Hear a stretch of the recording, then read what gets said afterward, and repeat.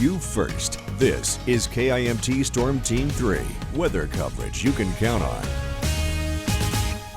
Well, welcome back, everyone. We are waking up to what's already been a busy morning, especially for plow drivers. Now, the roadways here, not looking too bad, but they definitely have that shimmer on them. It's tricky to see, but ice is most definitely on these roads. We're not seeing quite a bit of that snowfall yet, but as we take a peek at road conditions, plenty of pinks, especially across southern Minnesota, completely covered there.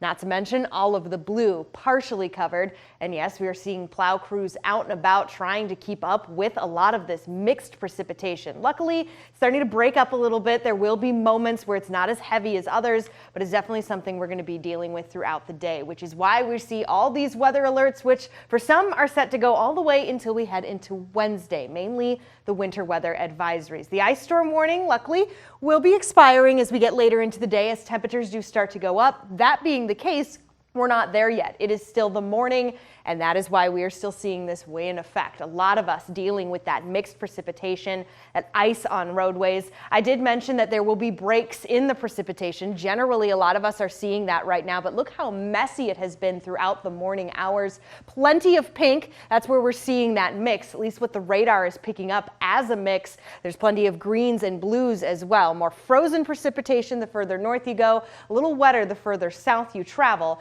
That being the case, it's still going to remain on that more mixed side. Zooming into southern Minnesota right now, and we can see places like Rochester dealing with the pink. Not long ago was more so in the blue, but let me tell you, just sticking your head out the window, you definitely see that it wasn't necessarily snow that's falling. It's just that frozen precip.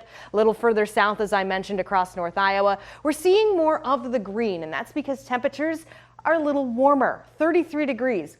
1 degree above freezing in Mason City, 34 in Charles City. Meanwhile, places like Rochester, Owatonna, under the freezing point, currently in the upper 20s. These temperatures are generally going to tell the story here as we go throughout the day. I did mention, though, that most of us will be continuing to see a warming trend as we get later into the day, into the afternoon, which is good news because that will allow for some of this ice that's currently coating roadways, cars, and sidewalks. It's going to help melt that, help us get kind of back to what we need to be before snow moves in. Yes, there is more, my friends. Now, Sky Tracker 3 keeps up with that kind of precipitation, again, kind of spotty, but then it gets a little bit thicker here, more widespread as we do get into the afternoon. This particular model is already starting to pick up on more of the snowfall here as we get into the afternoon. However, I think we're going to be on the warmer side. We're going to see more of that mixed precip, kind of leaning towards more of the watery, the wet. But that being the case, there is still that threat all the way here as we go through the rest of the day. The freezing rain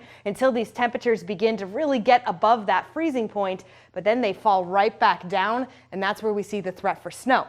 How much snowfall could we be seeing here by the time everything is done? Well, this is a look through Thursday. This is around 7 p.m. So the snow has moved on, and you can see anywhere around 1 to 4 inches, and definitely more snow the further northwest you go.